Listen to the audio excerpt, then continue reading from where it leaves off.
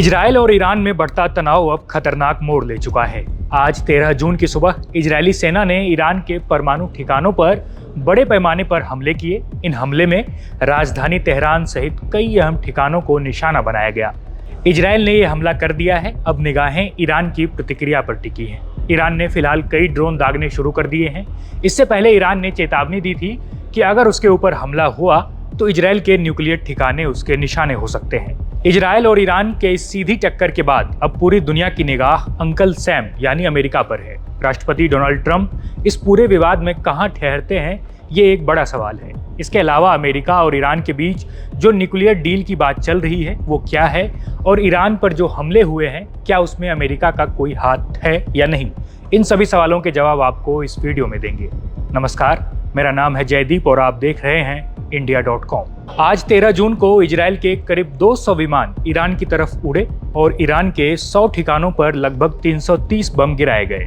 राजधानी तेहरान में सुबह करीब 3:30 बजे विस्फोटों की खबरें आई। दरमियानी रात के अंधेरे में सोया शहर इजरायली धमाकों से दहल उठा। कुछ घंटे बाद तेहरान से 220 किलोमीटर दूर नतांज शहर में विस्फोट की खबरें आई।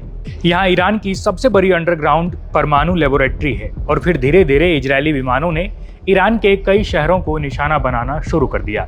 इजरायली हमले के बाद भला ईरान कहां चुप बैठने वाला था। ईरान ने 100 से ज्यादा हथियारबंद ड्रोन के साथ इजरायल पर हमला कर दिया और साथ ही ये धमकी भी दे दी कि हम इजरायल पर आगे और हमले कर सकते हैं। दोनों देशों के बीच इस टक्कर के बाद इस पर अमेरिका की प्रतिक्रिया भी सामने आई। अमेरिकी विदेश मंत्री मार्को रूबियो ने कहा है कि यह इजरायल की एक तरफा कार्रवाई है, अमेरिका इसमें शामिल नहीं है।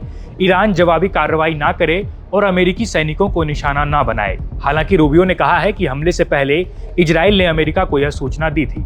लेकिन यहाँ गौर करने वाली बात यह भी है कि बिना अमेरिकी मदद के इजरायल इतना बड़ा हमला नहीं कर सकता। इन हमलों के पीछे अमेरिका की सहमति और सपोर्ट के कई संकेत मिलते हैं, जैसे इजरायली विमानों को रिफ्यूलिंग के लिए अमेरिका की मदद जरूरी है। इसके अलावा हमले के पहले अमेरिका ने मिडिल ईस्ट के देशों से अमेरिकी सेना को हटाना शुरू कर दिया था।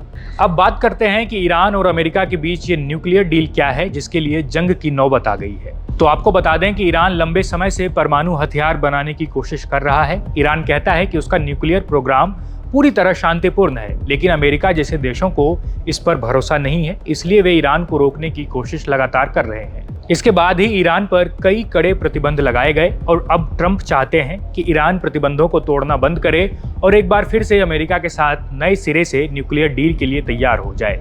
इसको लेकर दोनों देशों के बीच लगातार बातचीत भी हो रही है। फिलहाल ईरान ने इजरायल पर जवाबी हमले में 100 से ज्यादा ड्रोन दागे हैं। इस हमले के बीच अमेरिका का कहना है कि इसमें उसका कोई हाथ नहीं है।